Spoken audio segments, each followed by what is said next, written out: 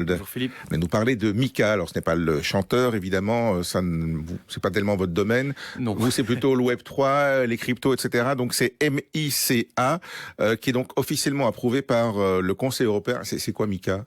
Alors MiCA, c'est Market in Crypto Assets. Donc c'est le cadre légal qui va régir tout ce qui est crypto-monnaie, etc. Et alors pour une fois, l'Europe a une longueur d'avance sur les États-Unis avec ce cadre légal qui donc va rentrer en vigueur à partir de 2026.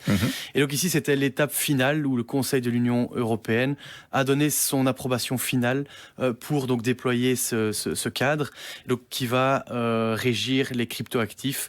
Et en plus de ça, on a une prime, donc une nouvelle loi qui va réguler l'échange d'informations sur la détention et le transfert de ces cryptoactifs. Alors, c'est pour qui? Pour le consommateur lambda, par exemple?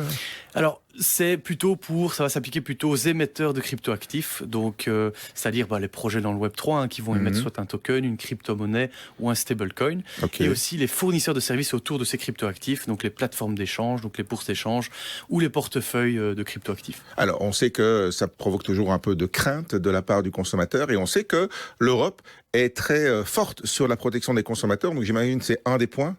C'est un des points, effectivement, donc protéger via un cadre légal le consommateur, l'investisseur, mais pas que. Ça permet aussi d'assurer une certaine stabilité financière. Petit aparté, l'instabilité ne viendrait sans doute pas des crypto-monnaies, plutôt du système lui-même. Ça permet aussi de permettre l'innovation technologique, et ça c'est important pour des entrepreneurs comme nous. C'est-à-dire que ça va lever un petit peu le brouillard, le voile juridique. Oui, moins d'incertitude, quoi. Moins d'incertitude, et ça va permettre aussi d'attirer des investisseurs et des projets, par exemple américains, qui vont venir en Europe où le cadre légal est bien défini. D'accord, ok. Et dernier point, combattre le blanchiment d'argent et la criminalité. Alors, vous savez comme j'aime remettre l'église au milieu du village. Attention que, d'après le rapport de Chain Analysis sur la criminalité, donc en 2022, le volume de transactions illicites en crypto-monnaie ne représente que 0,24%. Et encore, il y a 44% où c'est uniquement des échanges avec des pays sanctionnés par l'OFAC, donc ce gendarme financier américain. Donc, par exemple, les échanges avec la Russie sont considérés comme illicites. Et donc 0,24% en comparaison, donc les chiffres du FMI montrent qu'on est de 2 à 5% du PIB mondial, donc des échanges, sont illicites. Donc voilà, il faut quand même comparer un petit peu ce qui est comparable. D'accord.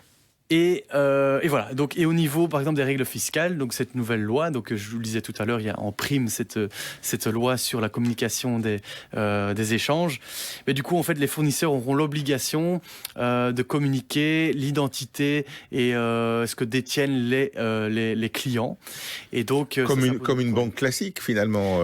Comme une banque classique, mais un peu plus stricte, parce que ça s'applique dès 0 € en fait. Ouais.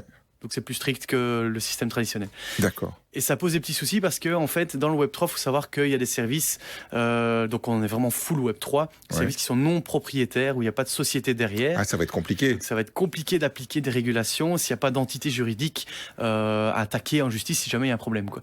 Donc ce sont des outils qui sont gérés par des communautés, et du coup, voilà, j'ai envie de dire bonne chance, comme on dit. Voilà, le message est passé peut-être. Voilà.